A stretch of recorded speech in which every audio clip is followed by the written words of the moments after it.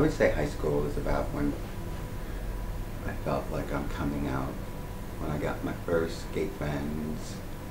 Because prior to that, junior high school, it was just the, crushes on the straight boys and stuff like that. But by high school, I had friends. I had one friend, Robert Vega, who one day one of our teachers was gone, and I used a Jamaican expression, Miss Thing, which every Jamaican used, and I'm Jamaican, by the way.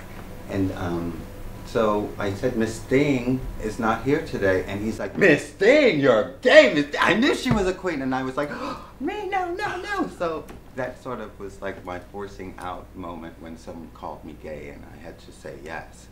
So I think my coming out was in high school.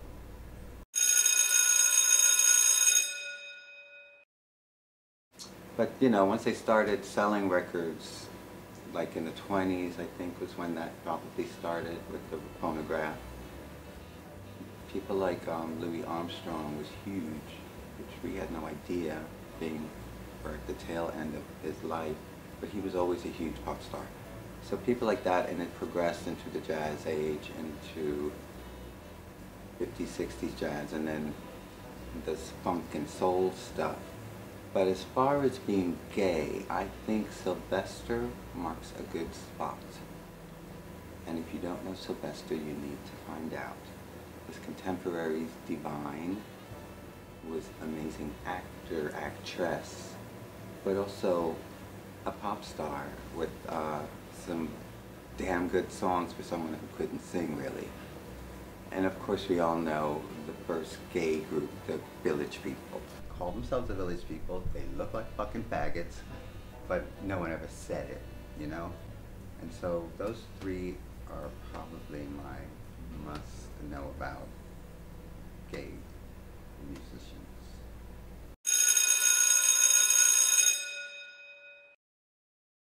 I'd love to recommend 3 movies in gay history that I think everyone should see.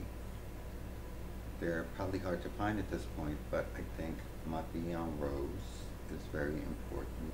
It was about a boy who wanted to dress as a girl. So for my trans sisters, that's a good one to investigate, and everyone else investigate. My Beautiful Laundrette was the first gay film I saw. It was English, and it's about a gay guy that meets this other gay guy who just happened to be Indian, which I liked, because they could have easily just made it 2 white guys. But yeah, it was a mixed race gay couple, and they opened a laundry.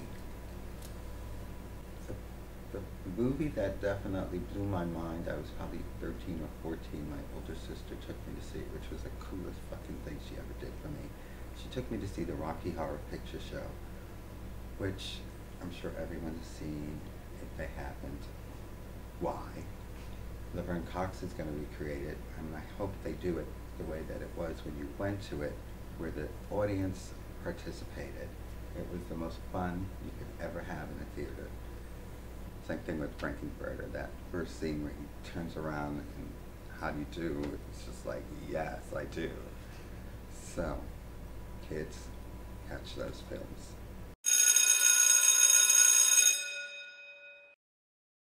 Designers that influenced me in my life was again in high school. I went to high school at art design with Marc Jacobs, and he was just an amazing kid even back then.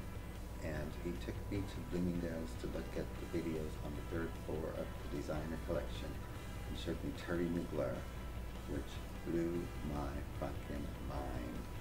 That show was amazing the first time I saw a Mugler show, and I was addicted, and his shows became like theater with fabulous clothes, and there's nothing like those shows back then.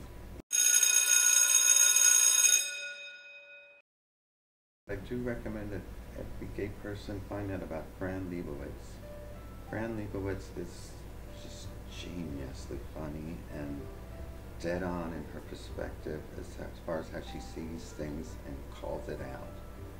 And she's not a comedian, but she's comedic. She's a writer, And she is funny. She's written funny books, but she's no fucking joke.